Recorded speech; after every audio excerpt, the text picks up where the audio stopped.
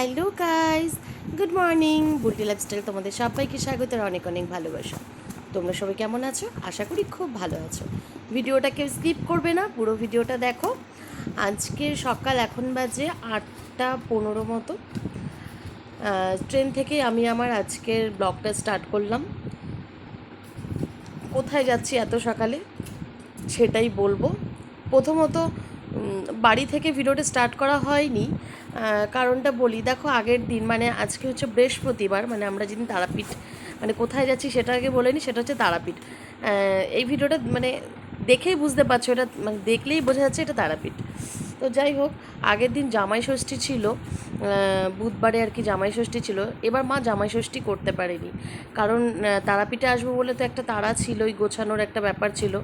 আর মার বয়স হয়েছে, সেহেতু মা তো সবটা মানে তাড়াহুড়ো করে খুব কম সময়ের মধ্যে করে উঠতে পারেনি। আর টিকিট আমাদের রিজার্ভেশন টিকিট কাটাই ছিল।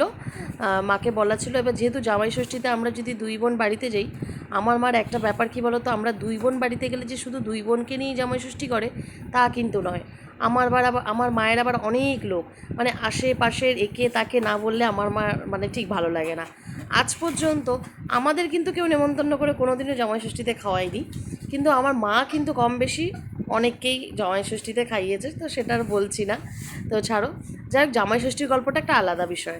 আমাদের বাড়িতে জামাই ষষ্ঠীটা নিয়ে অনেক কিছু হয়, মানে প্রচুর খাওয়া দাওয়া, প্রচুর মানে কি বলবো, কেনাকাটা, আশেপাশের লোকজনকে বলা। তো যাই হোক, এরকম হয়েই থাকে। আর যাক, তারাপীঠে এসেই স্নান করে পুরো রেডি হয়ে নিয়েছিলাম। যারা আমার ব্লগটা দেখেছো তারা কম বেশি আগেই দেখেছো যে এই শাড়িটা আমার কেনা হয়েছে কাঁচরাপাড়া থেকে, বিমল শাড়ি সেন্টার থেকে। আর ব্লাউজটা কেনা হয়েছে নৈহাটি থেকে। কিন্তু এই দুটো জিনিস একটাও আমি নিজে হাতে কিনিনি, কারণ আমি 2-3 দিন গিয়ে ঘুরে এসেছি, আমার পছন্দ হয়নি। তো ও অফিস থেকে আসার সময় পছন্দ করে নিজের হাতে কিনে নিয়ে এসছে। ওর পছন্দই আমার পছন্দ, তাই পরলাম। আর মা ওই একটা জামদানি লাল সাদার মধ্যে মাও নিয়েছিল, তারা মাকে দেবে বলে। তো মা এই প্রথম তারাপীঠে এলো। আর এখানে দেখো, মায়ের চরণে আলতা দিয়ে ধুয়ে দিলাম, তারপরে প্রণাম করে নিয়ে ওই মানে মায়ের ওই দিকটায় যাবো, গিয়ে মাকে পুজো দেবো। আর মায়ের শাড়িটা দিয়ে আজকে পুজো দেওয়া হলো। আর আমার যারা আমার ব্লগগুলো দেখো তারা অবশ্যই দেখেছো, মায়ের জন্য একটা নীল টাইপের বেনারসি টাইপের কেনা হয়েছে, ওটাও বিমল শাড়ি সেন্টার থেকে। তো ওটা হচ্ছে পরের দিন দেবো, মানে এটা হচ্ছে আমরা যেদিন পুজো দিলাম এটা হচ্ছে বৃহস্পতিবার, আর শুক্রবার দিন ভোর 3:30-4টে নাগাদ পুজো দেওয়ার কথা আছে মায়ের স্নানের পরেই। সেই জন্য সেই দিনটা হচ্ছে গিয়ে ওই শাড়িটা দিয়ে পুজো দেওয়া হবে। পুজো দিয়ে আমরা একটুখানি সেলফি তুলে নিয়েছি। তো মা, বাবা, আমার বাবু, আমি, মা, তারপরে বাবা, মা, আমি তো সবাই কম বেশি একটুখানি মানে ছবি টবি তুলে। প্রচুর গরম ছিল। এখন যা ওয়েদার, এই সময়টা গেলে বোধহয় ভালো হতো। সেই মানে একটা সপ্তাহ হয়ে গেল, একটা সপ্তাহ বেশি হয়ে গেল, সেই গত বৃহস্পতিবার গেছিলাম। ভিডিওটা ছাড়তে আমার একটু লেটই হয়ে গেল, কী আর করা যাবে বলো। তারপর ওখান থেকে পুজো দিয়ে আমরা যেখান থেকে ডালা নিয়েছিলাম সেখানে এসে বসলাম। তো মাও বসে আছে, আর বাবা ওই দিকটা ছিল, বাবু ওই দিকটায় ছিল। আর শাড়ি আর পাঞ্জাবিটা যে ম্যাচিং করে কেনা হয়েছে সেটা তো বুঝতেই পারছো। এটা আগাগোড়া আমাদের মানে বহুদিনের শখ ছিল, কম বেশি অনেকগুলো ড্রেসই আমাদের ম্যাচিং করে কেনা রয়েছে, শাড়ি পাঞ্জাবি বা শাড়ি শার্ট কোথাও গেলে একসাথে পরা হয়। আর এদিকে আমার বাবুকে পরিয়েছিলাম হলুদ কালারের একটা গেঞ্জি। এটা হচ্ছে আমার একটা মামি ওকে জন্মদিনে দিয়েছিল, 2-3 বছর পরে পরালাম, মানে 2 বছর পরে পরালাম, মানে যখন দিয়েছে তখন ওর গায়ে হতো না বলে পরাতে পারিনি। আর এখানে দেখো, বাবা, মা, আমি, বাবু সামনেই রয়েছে। তো যাই হোক, পুজো টুজো দিয়ে এখন হচ্ছে কি একবারে খেয়েই হোটেলে ঢুকবো, কারণ সকালবেলা থেকে সেরকম কিছু খাওয়া হয়নি পুজো দেবো বলে। তো এখন নিরামিষ ভাত খাবো। আর মা বাবা দেখি কী নেয়, কী খাবে জানি না, আমি নিরামিষই খাবো ভেবেছি। তো পুজো টুজো দিয়ে খেতেও বসে পড়েছি। আর প্রচুর গরম লাগছিল বলে না, ওখানে বসে বসে কানের দুল ফুলগুলো খুলে নিয়েছিলাম। আর মোটা শাঁখাটা অ্যাকচুয়ালি আমি বানিয়েছিলাম পুজো দেওয়ার জন্যই। খুব মানে টিপ শাঁখাটা খুব উঠেছে, তোমরা কম বেশি যারা কী বলবো ভিডিও টিডিও দেখো তারা দেখেছো যে ট্রেন্ডিংয়ে এখন বলতে গেলে এখন মোটা শাঁখাটা খুব চলছে। তো আমার নিরামিষ থাক, আমি বাবুর কথা বললাম, তোমায় তো বলিনি। যদি সেটা সাধ্যের মধ্যে হয় তাহলে চেষ্টা করি বানিয়ে পড়ার। তো ওই জন্য আমি এই মোটা শাখার পলাটা পুজো পারপাসের জন্যই আমার বানানো। আর এমনি সিম্পল শাখা আমার আরও কয়েকজনের রয়েছে, আমি সেগুলোই পরি, কিন্তু পুজো দেওয়ার জন্য আমি ওই শাখাটাই বেছে নিয়েছি। যাক, এই যে একটা ভিডিও দেখছো, এটা হচ্ছে পরের দিনের মানে আরতি, আর কিছুটা হচ্ছে তোমার ওই ভোরের ভিডিও, ভোরবেলা যে মায়ের স্নান করে মাকে পুজো দেওয়া হয়েছে সেই সময়টা। আসলে যার হাত ধরে ওখানে যাওয়া হয়েছিল, একজনের পরিচিত বলতে পারো, গোপালদা বলে, তো ওনার মানে ওই অফিসের থেকে একজনের পরিচিত গেছিলো, তারা ভান্ডারে দেবে, সেই হিসেবে আর কি ওই পুজোতে ওখানে যাওয়া। ও সেখানটায় মানে ওদের সাথে গিয়েই ভোরবেলাটায় পুজোটা দিয়েছে। তো আর সেই দিনটা না খুব খুব খুব সুন্দর করে পুজো দিয়েছে।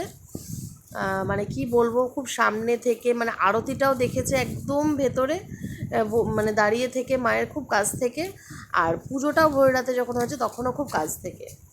আর মাকে যে নীল শাড়িটা দেওয়া হয়েছিল সেটা দেখবে মায়ের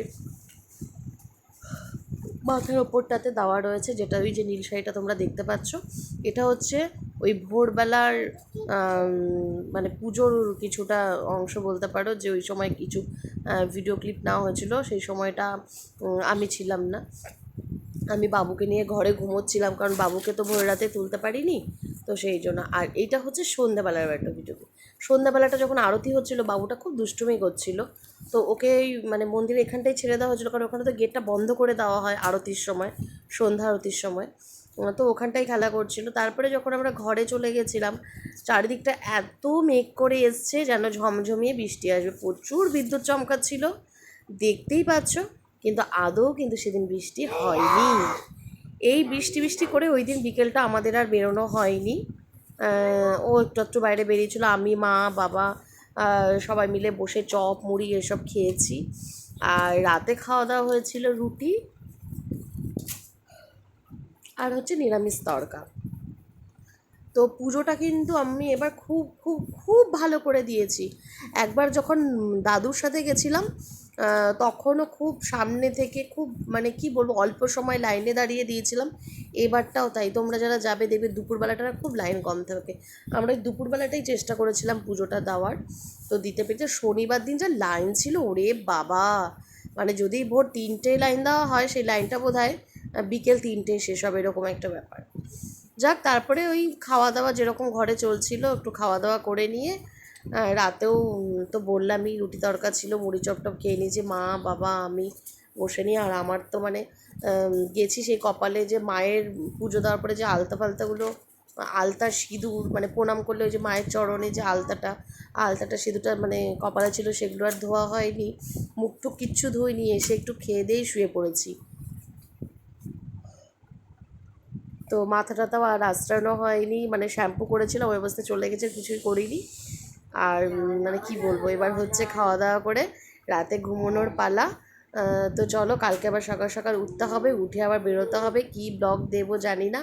তো তোমরা সাথে থাকো, দেখতে থাকো, আর পুরো ভিডিওটা তোমাদের কেমন লাগলো অবশ্যই জানিও। আমি যেন আবার তাড়াতাড়ি খুব শিগগিরই মায়ের কাছে যেতে পারি, কারণ আমার মায়ের পুজো দিতে খুব ভালো লাগে। সবাইকে শুভরাত্রি, টাটা, ভালো থেকো, সুস্থ থেকো, সাবধান থেকো।